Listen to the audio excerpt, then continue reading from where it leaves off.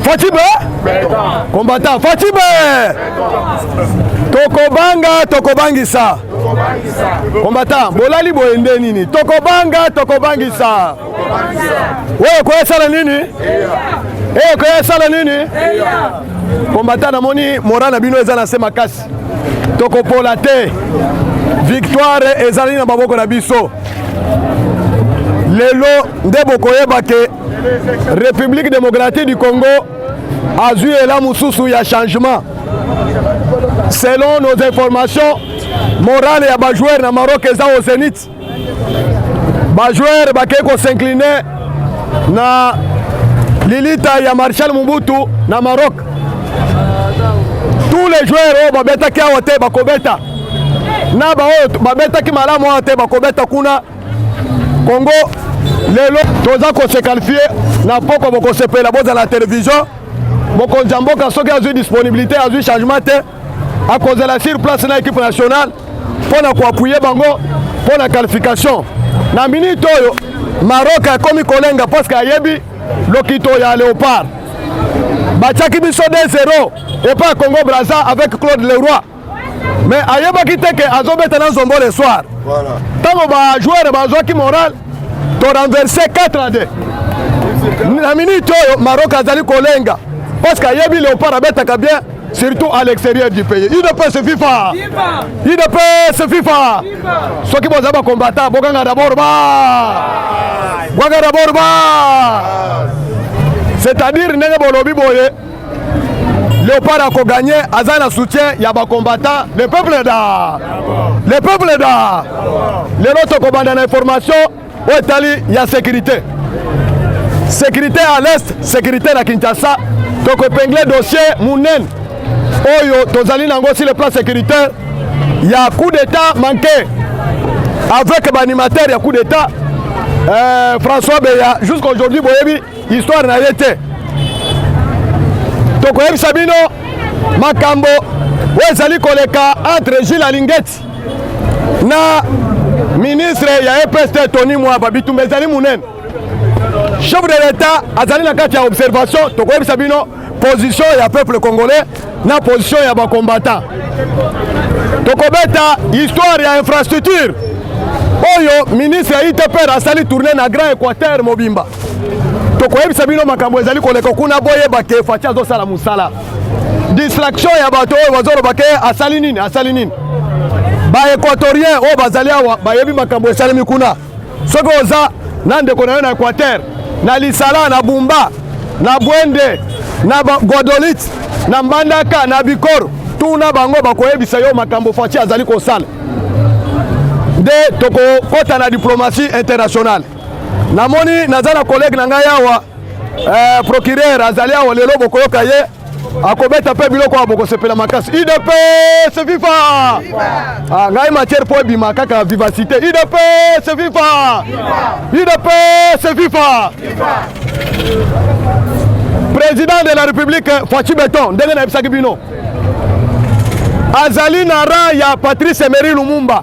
Na lignée ya Patrice Emery Lumumba, na lignée ya Laurent Désiré Kabila, na lignée ya Etienne Tshisekedi wa Mulumba, ba nationaliste o bazali ko bunda pona intérêt ya peuple congolais.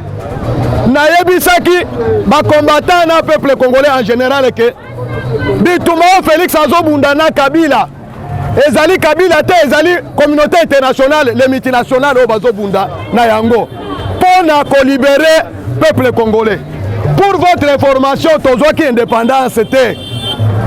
Moto aya kopesa biso indépendance à Loba wana Kinshasa, à Loba le 30 juin. À Loba que après l'indépendance égale avant le combattant égale. C'est-à-dire tozo ki indépendance c'était. Moto aya ko libérer peuple congolais s'appelle Fachi Beton. S'appelle nani? Fachi Beton. Pour votre information, Botala comment minéraux na biso ezalaki exploité. Mobutu asali 32 ans akomaki deuxième personnalité pour la richesse du monde. Laurent Désiré Kabila dans 4 ans, il était devenu plus riche que Mobutu. Joseph Kabila dans 18 ans est devenu multimilliardaire. c'est-à-dire économie au lieu de tomola mboka et banda ko tomola ba individu bazaki au sommet de maintenant tant que Félix a eu pouvoir alors tout ça là d'abord les fondamentaux to remettre d'abord le Congo sur les rails et comme mboka lokola ba mboka nyo nde abandi d'abord ko sala musala ya formation armée asali réforme ya armée réforme ya armée oyo basengaki yango depuis kala Banque mondiale a financé 1+4 pour passer la réforme ya armée Jean-Pierre Mbemba Azaria Suruberwa Joseph Kabila Zaidi Ngoma ndeko na biso ya mandefu oyo akufa fait paix à son âme balia mongo wana moto moko asala réforme armée azalaki te mais tango Tshisekedi aye asali réforme botala d'abord na division ya bagarde républicain c'est une nouvelle division réforme formation bakenda cause de formation ba mususu continue à cause de formation mais je vous informe que tango Tshisekedi aye ko déboulonner système ya régime ya Kabila ça lui a coûté la tête atia mutu na ye na makila balobi esengeli to éliminer Tshisekedi ndenge ba éliminaki Laurent Désiré Kabila mais ils se sont trompés l'époque ba congolais ya 1960 bazandenge moko na ba congolais ya 2018 était ezali bo était biso Mobutu azwaki pouvoir par l'épée par les armes asala coup d'état Laurent Désiré Kabila asali coup d'état asali rébellion abotoli pouvoir na bunduki Joseph Kabila abumi Laurent Désiré Kabila pour azwa pouvoir ba Rwandais basala vengeance na ma congolais oyo babomaka ba Rwandais awa batumba awa na période ya RCD Gom. Maintenant Tshisekedi est entré par la grande porte na élection na nini Tshisekedi est-ce que akotaki bu na présidence par dialogue nazotu na ba congolais akotaki na dialogue Tshisekedi akotaki par les élections c'est-à-dire à partir ya élection oyo babengaki remise et reprise pacifique entre l'ancien président et le nouveau président sans mis point très pour le makambo ya coup d'état na Congo. Il ne peut se vivre. Nde yango ba multinational ba zui église catholique na église protestante na groupe ya Lamuka pour passer là par tous les moyens ba diaboliser alternance et ezala ya militaire ba échoué. Na minute toto na banabino balobi maintenant pour que Tshisekedi a pouvoir et sengeli to beta ye masasi tout ça la coup d'état. Or les Américains va décider que avec l'alternance pacifique au Congo, makambo ya coup d'état na Congo abo.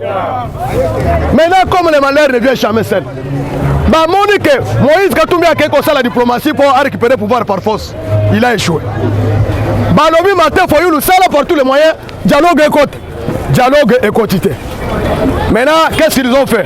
Ba keko luka Jean-Marc Kabunda. Ba corrompre ye balobi ke Tshisekedi a kolongo pouvoir le loté. Soki olingi ke oza l'ambition comme président et sengeli ondi mato sala coup d'état to tchayo comme président. Comme esprit faible kangaki Jean-Marc Kabunda comme bomona ki ye alingaki azala donc un deuxième président Tshisekedi président abandi ko régler makambo na nzela Jean-Marc Kabunda andimaka te asali nini andimi na plan ya bamindele. Maintenant bameki coup d'état avec François Bey. Coup d'état wana échoué. Maintenant les gens se demandent quel est le sort de François Bey. Coup d'état eza motomoko eza bato mibale. Oh, coup d'état c'est makana motomoko te mais bazo confondre bayebi que et si kanyon ce coup d'état manqué ezalaka babomaka. Il ne peut se vivre. Ah, combattant il ne peut se vivre. Est-ce que Eric Lenga azana mboko yo? Na lobby Eric Lenga azana mboko yo? Mukungubila azali na mboko yo? Na lobby Mukungubila passer Mukungubila azana mboko yo? Mais comment bakokanga motomoko? Na yebisaki bakongolais que c'est une matière purement sécuritaire. Bakoki commettre sur la place publique ba vérité nyon sauter. C'est la sécurité de l'État. C'est-à-dire chez les Amoulaï, ba généraux bazali, ba députés bazali. Même d'autres ministres bazala kati. Yebe. Même ba membres de l'institution mususu bazali. Na kati ya coup d'état. Mais comme tozalaki na ba paya ba président ya SADC babanda koyao ya mécanisme ya accord cadre d'Addis Abeba moyen tolandela dossier wana ezalaki te tozalaki na plan ya bainvestisseur oyo balingai bayao moyen totia likambo wana sur la place publique ezalaki te sinon elingaki ezongisa bainvestisseur toloba te toloba te nde balobi bakanga d'abord cerveau moteur azali kuna bajuge ye aza kuna balobi to libéré yo alobi te nakoya kokufa lokola nani oyo ademia panga nani Delphin Kayim ngai nazala kaka na kasho ino mpe se fifa parce que nazoloba bato bazotuna pourquoi François Benano asambi te akosamba les éléments sont en train d'être constitués de façon basala procès munene bokomona mitu minene kokwe yao toloba te même sur le plan international bato oyo bazalaki na complicité mpo baboma faci beton comme coup d'état échoué bakokangama c'est pourquoi plan ezali na sawa bazala kati ya kopréparé mpo boyebake coup d'état wana ekoresir te Rwanda na Jordanie Paul Kagame akei kosenga président Félix oyo nalingi nakota tosala conjointe lokola bozosala na Uganda président andimi faci beton ayebaki ke Rwanda n'est pas un partenaire sérieux Rwanda azali moto ya kosala na ye likopa ino mpe se fifa kolia na Rwanda ezali kolia nando maintenant sikoyo Paul Kagame Martin Fayulu soutient Paul Kagame mpo ya koinvestir ye président awa na 2018 ezali boye te combattant ezali boye te Martin Fayulu se bat contre état de siège ye na Moïse Katumbi maintenant lelo oyo faci andimi yo olingi tosala na yo opération conjointe na est d'accord pourquoi Rwanda saisir l'opportunité parce que ayoki ke basoda ukrainien basoda 250 militaires ukrainiens avec les 8 hélicoptères sont recommandés bakende na Ukraine bakende ko combattre guerre avec la Russie de façon trou ekotikala na MONUSCO maintenant Rwanda alinga profiter akota faiblesse wana aya kosala biso kindobika nde asisite le M23 toloba te combattant nazoka bino te toloba te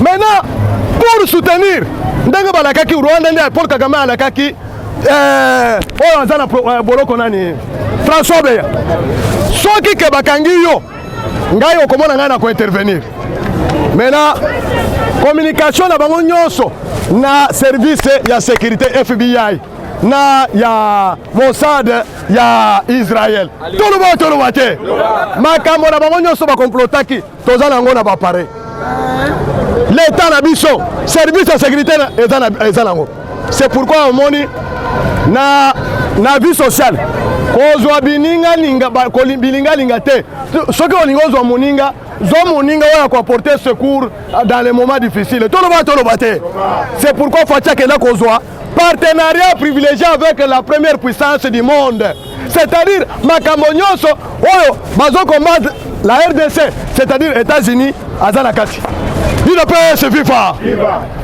maintenant Rwanda asali plan na ye makambo na bango nyonso oyo tokende kodefendre Delphin Kayim tosala par tous les moyens nani oyo François Be balibere ye M23 eyaka te esali nini faci beton atali bango kuna na ese bandeko nazokisa bino dispositif militaire oyo eza kuna na technologique ezali moyen te Rwanda akomi na se makasi c'est pourquoi na classement ya baarmée sur le plan mondial Rwanda apparaître te mais RDC a commis 71e force puissance mondiale ino mpe se fifa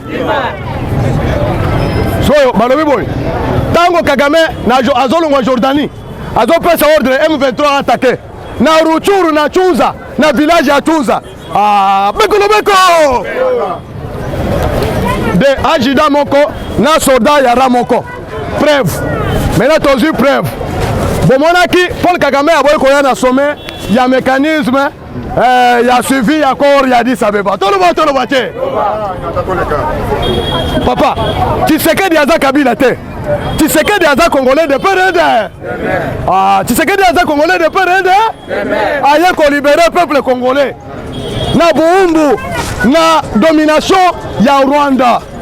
Bakangi bango mibale. Bakangi bango mibale maintenant na minute oyo. Bazokende na bango na conseil de sécurité. Pour kolakisa que voilà Rwanda tozuye loboko na sac. Omoni Rwanda se trompe l'époque.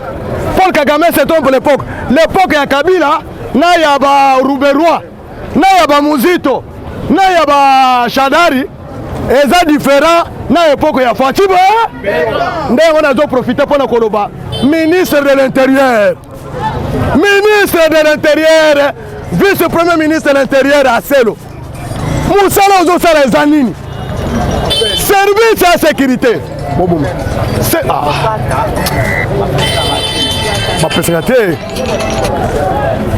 service à sécurité. Et c'est que les Maboko ya Congolais de père et de mère, les combattants. En air. Et Tony n'a pas infiltré. Service ya DGM. Et Tony n'a pas infiltré ya Kabila. Kakabato Kabila Zawana. Maintenant Kabila complote contre la République avec son oncle maternel Kagame. Sko toko kende wapi? UDPS viva. Baburkumese ya territoire ya ese nyonso bazaka Kabila tikaki. Bazo dépendre na moto maki bango. Maintenant ministre intérieur ozo sala nini? Soki Ngobila un simple gouverneur d'une seule province azo nommé Baburkumese azo changer yango. Kasi yo ministre ya intérieur basombio bacho na poche ya Ngobila. UDPS viva. Ngobila asomaki Gilbert Kankonde. Atiena poche. Ngobila a nommé en insu. Il y a vice-premier ministre de l'Intérieur de Baburkumese. Maintenant, Torobi Boy. Pouvoir, il y a administration, il y a territoire. Et Zalina Maboko Yanani. Fati Beto, et le Gonini a salité. Après, décentralisation, et Zalaki Maboko Barwandais. Parce que parmi les revendications, il y a M23. Bayelobi Bazumoto, il y a Kosakanate. Bazo réclamé, Bapa Sabango administration. Bazo c'est le ministère de Bangoana.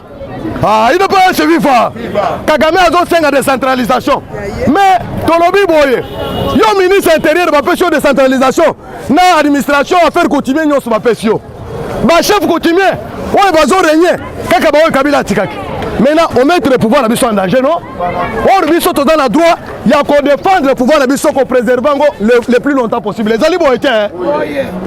Bah chef du quartier, Bazaka ou Kabila Tikak. Ah, ministre de l'Intérieur.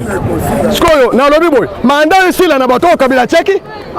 C'est-à-dire yo le boko na cause de signature était. Ba maire de la ville, Kaka Kabila Tikak.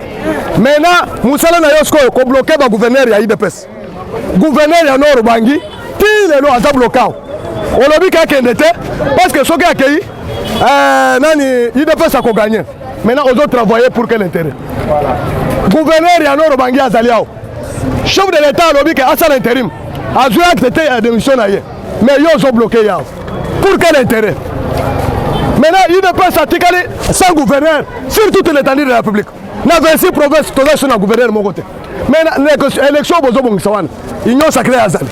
Boyena Boy Bazali. Maintenant, il ne peut se pas Azali Wapi.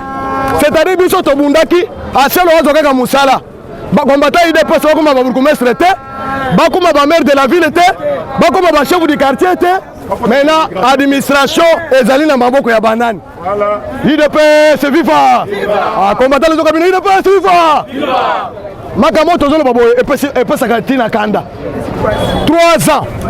Ministre intérieur ya IDPS, ministère wana ba pesa IDPS. Banda Gilbert Kankonde tina sel. Aucun chef du quartier même de rue nommé mais les combattants vont se voilà. Est-ce que tout le ministère de Moussou se engagé les combattants?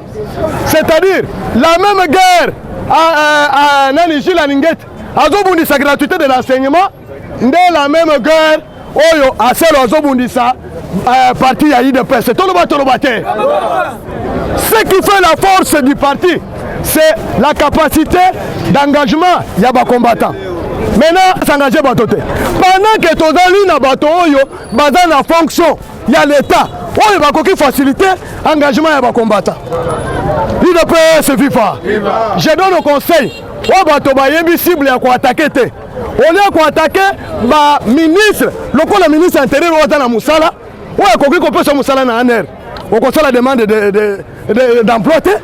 La deuxième, au conseil la demande d'emploi. Il suffit donc un arrêté ministériel engagé multitude de combattants. C'est le service de sécurité. Tous la force du progrès. Tous les parlementaires debout. Ce sont des structures de base. Tous la Ligue des jeunes, Ligue des femmes. Ce qui basent dans chaque territoire, dans chaque province, basé sur les combattants en air. Est-ce qu'il y a pas ça que le chômage est sous? Mais bateau, bazana kata misalawana. Bazana qui va militaire peut perdre. Bazana qui va militaire, il y a un père. Qui ne le bazana kata musala. Mais comment il ne peut pas pouvoir bozo boy là, on est dans le service de sécurité. Il ne peut se FIFA. Il ne peut se FIFA. C'est-à-dire bozo bunda pona ko déshabiller IDPS. Troisième point on a consulté nango ezali dossier il y a gratuité de l'enseignement. Je vous relève la vérité monsieur Soboyebité. Tout le bâté. En 2023, IDPS a dans la marchandise mususu ya apprécié. Il y a côté qui a gratuité d'enseignement. On en a vu bino.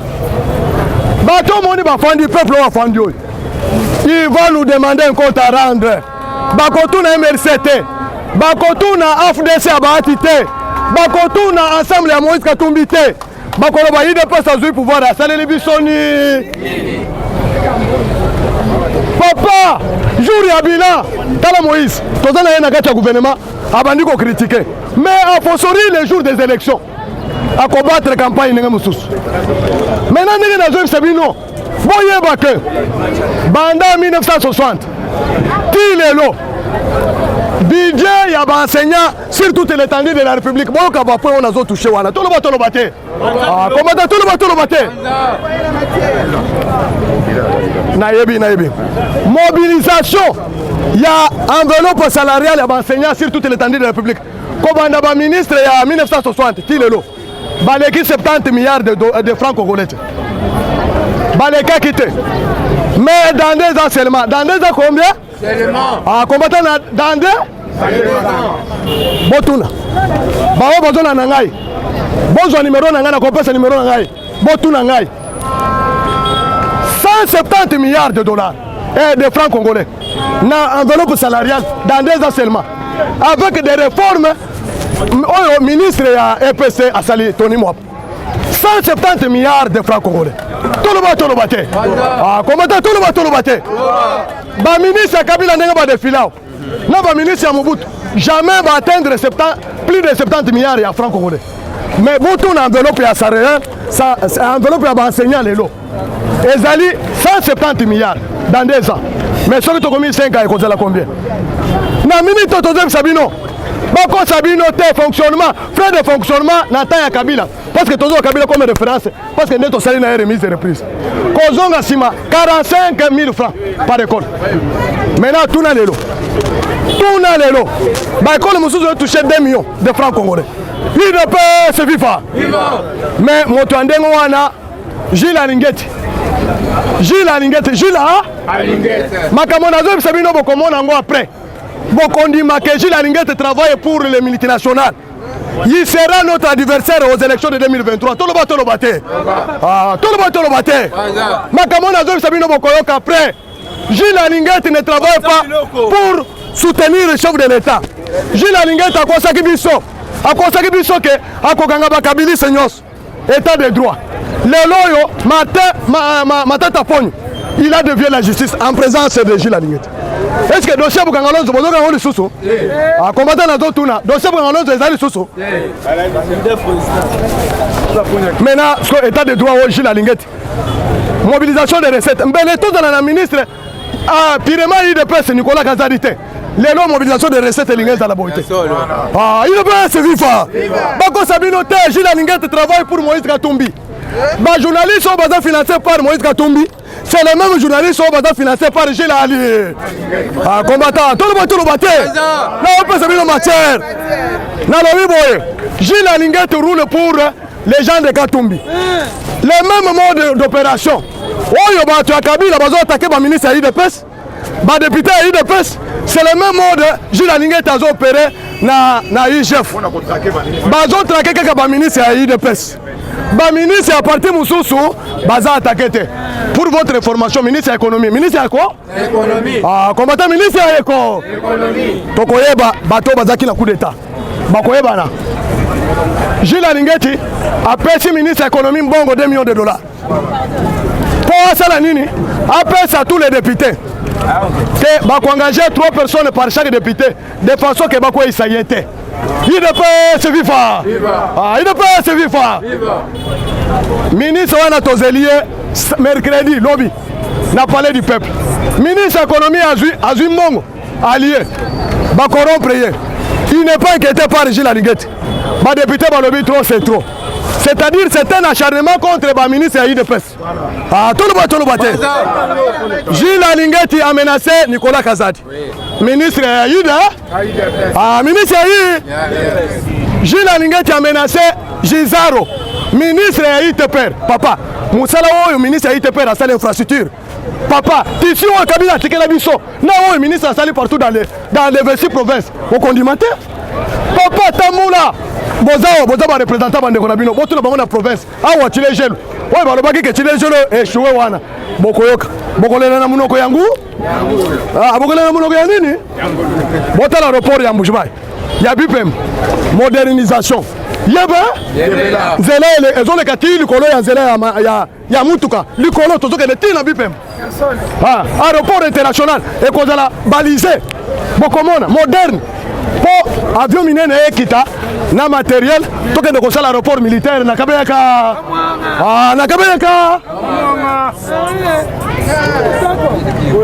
awa ndenge nazo bisabino boy papa na tamoli na Équateur Grand Équateur 5 provinces Équateur Mbumba Badolit Banzela o na no bomonate avenue de la révolution avenue de l'indépendance avenue Mobutu oye Mobutu atika sa kosala ngo makadam te Fachi Beton asali yango maintenant yo koloba ke Fachi asali nini papa tozo conquérir mboko oyo na lukuta te na misala biso tokozala différent na régime ya 5 chantiers na révolution de la modernité na télévision biso tokozala sur terre toloba te nde tolobi boy Gilles Alingeti travaille pour nos adversaires. Il ne soutient pas le chef de l'État parce que azo attaqué kaka ba ministre ya IDPS nde tomoni ke azali contre peuple congolais. IDPS viva soki a Tchetembe toko kene mena ko bana kolakisa ba preuve poto lakisa que il ne travaille pas pour l'intérêt du pays mais il travaille pour ses intérêts propres. Toko la phase mususu a wandenga beti Tony Mwap maintenant tokangilo boko na saka a komi ko pesa ba juge mbongo pona batraquer Tony Mwap na dossier otozana kote na minute oyo ba organiser pour la première fois en Afrique jeu interscolaire pour la première fois au monde inauguration FIFA saliango ao na compétition wana ba joueur na biso bana classe bazoko groupe te basali nini balobi ba détourner 400 000 francs tant que lobi Gilles ozolo ba vérité oh a changé no eza 120 na 120 mbongo ba pesa ka bato ba préparer ka match les préparateurs de match balobaka ngoli banda nazo tuna bino balobaka ngoli banda d'ailleurs a sali eloko wana sans qu'on pèse à chef de l'État rapport sans qu'on pèse à ministre et pèse rapport pour étudier aye bandeni à conseil de défendre avec qui déjà na média tout le bateau ah tout le bateau les loy à côté li apesi directeur ya Transcom Bongo tout le bateau ah boyo kana zo pesa bino matière boyo kate parce que tant bozo kana réseaux sociaux top Congo lobby oh ko tsanga na ndako ya boy bozo zo biloba loba directeur DG ya top ya Transco ya PPRD azo côté la Gilles Alingeti azo ka facture ya 16 000 sur 120 000 to lobi oui mais fort malheureusement lobi que par bis ka 510 $. Maintenant nazo tuna alobi que balwaki 40 bis bozo à 510 $ fois 40 bis ezo bimisa 16 000 hein ezo bimisa 16 000 hein ce que vous comprenez maintenant confusion côté libango lukuta kendeka musikate tozui bango loboko na sac il ne peut se vivre est-ce que 510 $ fois 40 bis ezo pesa 16 000 hein maintenant hier alobi a moni facture ya nani est-ce que biso tokota na maison na ye to yebisa ke bato baza spécialisé à ko sala facture ba pesa ki boy lukuta monene bato baliaki bato balati t-shirt ba joueur ba fanatique balati transport ya ba joueur ezalaki na bisete transport ezalaki na transco ezalaki kaka ya ba élève mais mobilisation pour tonton ni sa stade tonton ni sa stade match monene coupe chef de l'état zeli coupe ba pesa coupe chef de l'état s'appelle Gilles Alingeta yoki kanda. C'est-à-dire tout le monde que Gilles Alingeta roule pour l'adversaire Nabiso Moïse Katumina Joseph Ka. Parce que si kaba congolais bazo sepe na minute mabota nyoso bana bazo sepe là comment tozui gratuité de l'enseignement etikali libéral na moni de kunanga procureur azali abeta mamuke obetere maboko makasi.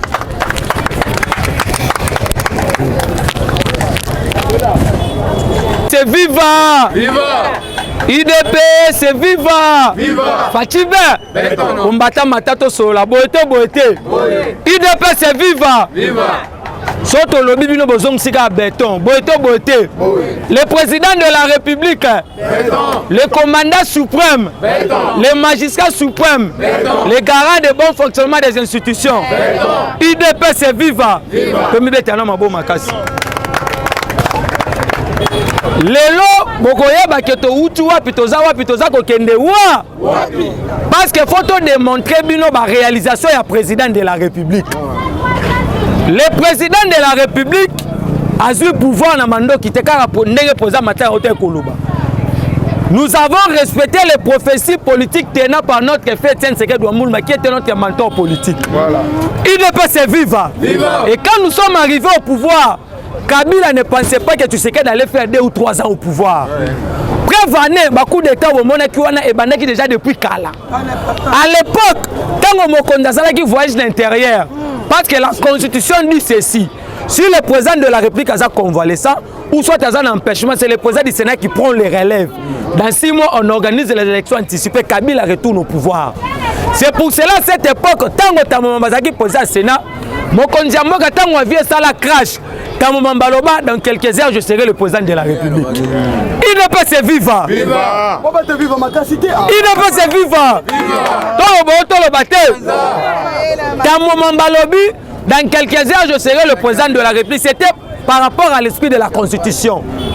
Et le président de la République, parce que le chef de l'État c'est le mieux informé sur toute l'étendue de la République. Rien ne chape le président de la République parce que tu sais qu'il n'a pas un mandat. Tu sais qu'il y a une mission de délivrer ce pays. Il ne peut se vivre. Tu sais qu'il n'a pas un mandat. Tu sais qu'il y a une mission de délivrer ce pays. Prévenez notre mandat en 2023. Il ne peut se vivre. Notre mandat est en 2023. Parce que tu sais que dans le Baki, nous allons faire la transition sans la Kabylie. Il ne peut se vivre. Quand on est au pouvoir, Tokuti Kabila bomi biloko nyonso sur le plan économique, sur le plan diplomatique, sur le plan politique, sur le plan judiciaire, sur le plan voire même culturel. Notre élection a fait le retour de la RDC sur le balai diplomatique. Il ne peut se vivre. Tant que Mokonzi coalition, parce que Kabila que vous voyez ne peut jamais retourner au pouvoir. Voilà. Il n'y a aucune disposition constitutionnelle qui vous dit que non, un ancien président peut retourner au pouvoir. Voilà. La Constitution est dans 229 articles. Allez-y lire l'article 104, 108 et puis 220. L'article 108 alinéa 9 et le but et le but tous les anciens présidents de la République d'office de droit bazaba sénateur à victime à Kokufa. Kabila ne peut jamais participer à un mandat électif. Kabila ne peut jamais encore être nommé au sein du gouvernement. Kabila ne peut jamais être nommé dans un cabinet ministériel ou soit au niveau de la présidence de la République. Quand vous avez vu la médiocre première dame que notre pays avait connue, Olive Willem, il ne peut se vivre. Olive Willem Bazali ko senga na batoba renouveler confiance na Kabila. Kindo Kimule. Biso to ko senga na Olive va renouveler yemoro confiance c'est pas mobile na ye. Kabila est venu dans ce pays avec des bottes en caoutchouc. Il ne peut se vivre.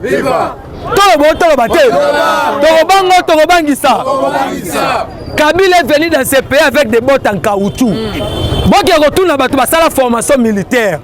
Ajo Kabila comme chef d'état-major, Ezaki Ajo Morote Moutaro Kokoma. Pour être un chef d'état-major, il faut la breveter l'état-major ou soit remporter la victoire rébellée. Il ne peut se vivre. Et Fati, que vous voyez, il a été préparé politiquement par son père. Parce que Franck Nyong avait dit ceci.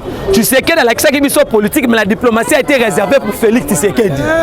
Maintenant, je vais mettre ma bonne macasse. Et tant que tu es, bon, mon problème, il y a coup d'état. Je vous dis ceci. Il y a une différence entre la modification de la Constitution et puis la révision de la Constitution. Même dans le préambule de la Constitution, la révision de la Constitution est prévue. Et qu'est-ce que la Constitution dit? D'abord, premièrement, nous allons passer du mandat présidentiel de 5 à 7 ans. Parce que tu sais qu'il restera au pouvoir jusqu'à l'avènement de Jésus-Christ. Il ne peut se vivre. Et dans la même constitution, nous sommes censés aujourd'hui de demander à nos députés qui sont à l'Assemblée nationale qu'on puisse adopter la loi de père et de mère pour éviter les infiltrés au sommet de l'État, les affairistes au sommet de l'État, comme de Moïse Katoum. Ils ne maîtrisent même pas la politique. Moi, j'ai demandé au président de la République qu'on puisse nommer Katoum comme étant le ministre des Sports ou soit au niveau de la FECOFA. Parce que dans la politique, aujourd'hui, son conseiller politique Olivier Kamitatou, qui devient un porteur de mallettes de Moïse Katoum.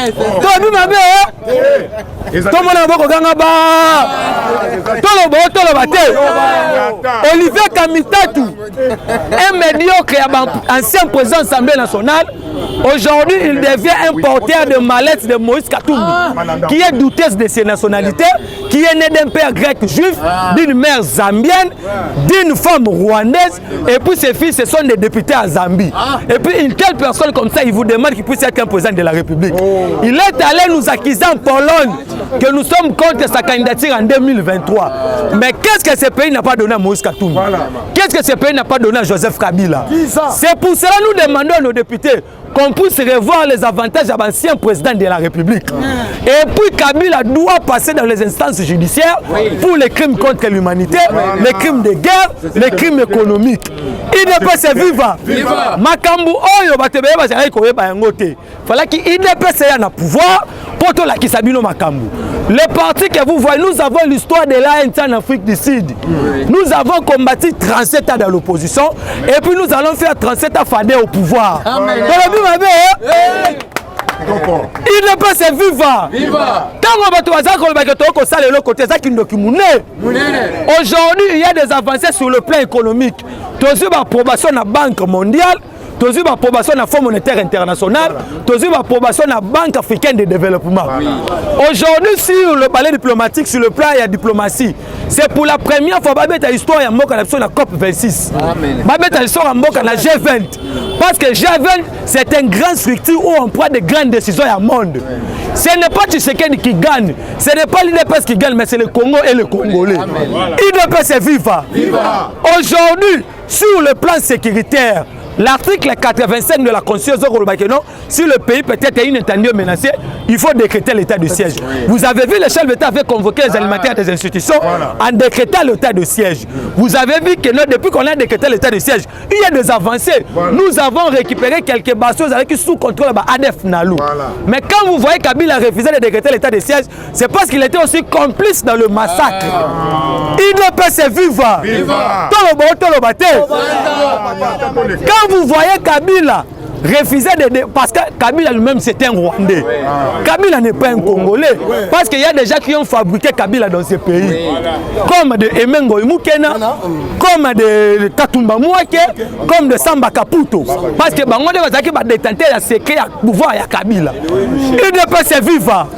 C'est pour cela que vous avez vu, même sur le plan social, qu'est-ce que les gens appellent le social? La gratuité de l'enseignement, c'est dans le social. Les routes, c'est dans le social. Nous avons remanié beaucoup de routes. Nous avons l'hôpital Yébélé. Et vous allez savoir ceci. Batouana, ils ont la haine vis-à-vis du président de la République. Parce que Martin Fayoulou, Mouzitou, ils ont déjà géré ce pays. Fayoulou est parmi Bato va voter qui va louer un avantage à l'ancien président de la République. À l'époque où était l'Assemblée nationale, Martin Fayoulou, c'est lui qui a fait que Kimbuta puisse être le gouverneur de cette ville. À l'époque, Mouzitou, avait signé des décrets interdisant l'IGF qu'on puisse acquitter les entreprises publiques à l'État. Voilà. C'était par quelle intention de dilapider l'argent des trésors publics? Il ne peut se vivre. C'est pour cela que vous avez vu François Meya. Toute armée forgée contre le président de la République sera nulle et sans effet. Oui, il y a beaucoup de gens qui sont en train de tenter le chef de l'État. On a commencé avec Vital Kamerhe. Parce que Kamerhe aussi, ce n'est pas un Congolais. Kamerhe, c'était un représentant de Tida Burundais Awa. À l'époque, Bakulutu Baza Lovanium. À l'époque, il y a Mobutu authenticité. Donc, on dit ma prénom. Donc, pour ma prénom, il faut que banda la Lovanium. Kamerhe était un représentant de Tida Burundais Awa. Donc, tous les gens que vous voyez, ce ne sont pas des Congolais. Nous avons le tout premier président connu de son père, connu de sa mère, connu de sa famille politique, IDPS que nous sommes. IDPS est vivant. C'est pour cela, le président de la République, nous sommes censés de prier pour le chef de l'État et nous sommes censés de conserver ce pouvoir le plus longtemps possible jusqu'à l'avènement de Jésus-Christ. Je dis, je vous remercie. IDPS, viva! Viva! IDPS, viva! Viva! Papa, comment Combo est procureur général près le peuple, mais de l'IDPS. Notre numéro c'est plus 243 84 51 32 09. Plus 243 84 51 32 09. Je dis, je vous remercie. Ok. Yeah.